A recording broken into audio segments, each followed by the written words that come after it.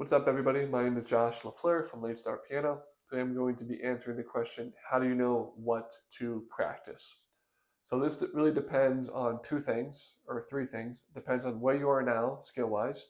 It depends on how much time you have to practice. And it depends on what your goals are. So those three things, where you are now, where you want to be, and how much time do you have to make it really specific and for you. With that being said, I think there are still three main pillars that everybody should work on, regardless of those three questions specifically for you. And the three things that everybody should work on every single practice session is the song that you're playing, song that you want to learn how to play. You should be working on that. You should be working on some kind of technique, exercise, or drill, and you should be working on some kind of music theory. Okay. So some of these you can kind of roll together. Like if you're looking at the music theory of the song, you're looking at the chords, the intervals of how that song is created, and maybe if that song has some kind of scale built into it, some kind of arpeggio, you can really work on all three at the same time. But sometimes you can't, especially if you're brand new to playing the piano. The song that you're working on probably is not going to have a scale built in or some kind of arpeggio or anything like that. It's probably going to be pretty simple, which is fine. So that's why I'm kind of distinguishing these three separate pieces, because you want to make sure you're getting all three in every time. Okay, so you definitely want to play the song that you're working on. That should be the bulk of your practice session. Okay, that should be the majority of what you're playing, because nothing beats actually playing the piano, the song. That's what's going to help you get better the fastest.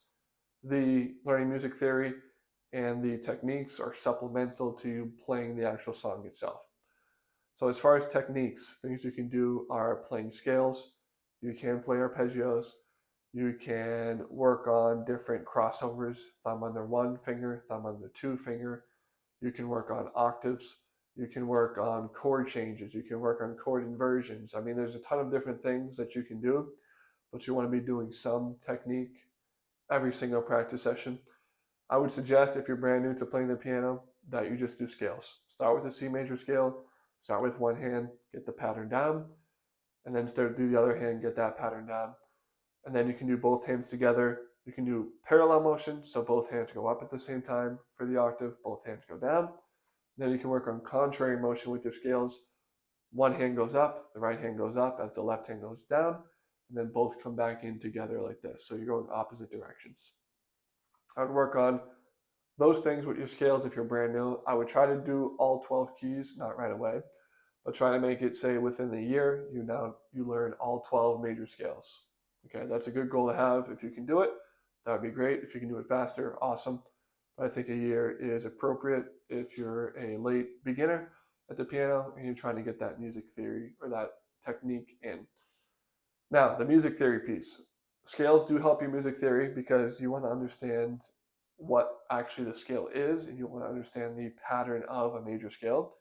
And you also want to understand the chords that are built off the degree of the major scale. So if you practice scales, you are learning music theory as well, as long as you know what it is that you're actually doing. You're not just pressing the keys, you're not just remembering the notes that you have to hit, but you're understanding the entire structure, the pattern, the layout of the scale itself. You can also just read books. There's plenty of books out there on music theory that will teach you from the absolute basics, like intervals, all the way up to modal changes, or um, all the way to the extreme depth in the deepest knowledges of music theory that you need to know, way more than you need to know, really. But you can read a couple books on it. You can just read articles online, watch YouTube videos, whatever you need to do. But you do want to be learning some kind of music theory, right, every practice session. Scales and chords, they work on your music theory as far as physically being able to see the layout on the piano. But the music theory, like the name implies, is theory, so it's more mental. You just want to have it up in your mind. So that's why reading books, watching the videos, things like that are fine. But you just want to make sure you're putting it into practice through things like scales and arpeggios. Another thing you can do as well is, if you have the time, you can implement sight reading exercises into your practice session. So if you can read music already, or if you want to learn how to read music first and then go into sight reading, you can. But all sight reading is pulling up a brand new piece of music, sheet music, and looking at it and playing it immediately to the best of your ability. So it's not like you practice the same song 3 times or even 2 times. It's you pull up a brand new piece of music you've never seen, you put the sheet music up, close your eyes, open your eyes, and you start playing it. You try to hit all the rhythms, try to hit the right notes, you try to hit the right time, you try to hit the right dynamics, you do everything all at once. That's sight reading. Sight reading is really good, especially if you want to play classical music because it's all sheet music and it can be pretty daunting and it can be pretty um, dense, the sheet music that's in classical music. So sight reading is going to help your ability to play those down the line as well. So really, ideally, if you have the time, you want to do work on your song, you want to work on music theory, you want to work on technique, and you want to work on sight reading. Those 4 things is what I do every day. Besides my free day, which is Sunday. Sunday, I do whatever I want. I play the piano. I don't necessarily practice. Sundays, I play whatever I want. I do some ear training stuff because that's what I like to do. But you can do whatever you want. Have that one free day where you can play whatever. But your main practice routine, you should be doing the scales or technique. You should be doing music theory, sight reading, and playing the song itself. I would say if you have, let's say, at least 30 minutes, you can do 5 minutes of sight reading, 5 minutes of technique, and then maybe 20 minutes of actually playing the song itself. And the music theory you can implement into the scales if you're working on technique or the hand-in drills as well. You can kind of implement that. If you have at least an hour, I would say you can do 10 minutes of sight reading. I would say 10 minutes of technique still, so that's 20.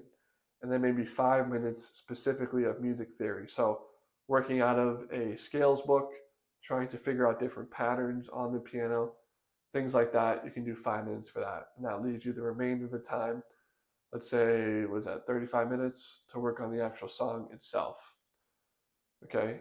And those are just some examples, but you can really lay it out however you want.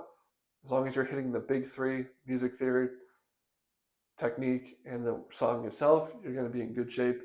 And again, if you're really short on time, I would try to roll in the music theory piece into the technique. You can do it pretty easily if you're working on your scales, arpeggios, your chords, different chord inversions as well. All that can be kind of rolled in together. Okay. So I hope that helps. That's really what you should be practicing to get good as fast as possible and not just play, but actually practice the piano and get better. All those things will help. And again, my name is Josh from Late Start Piano.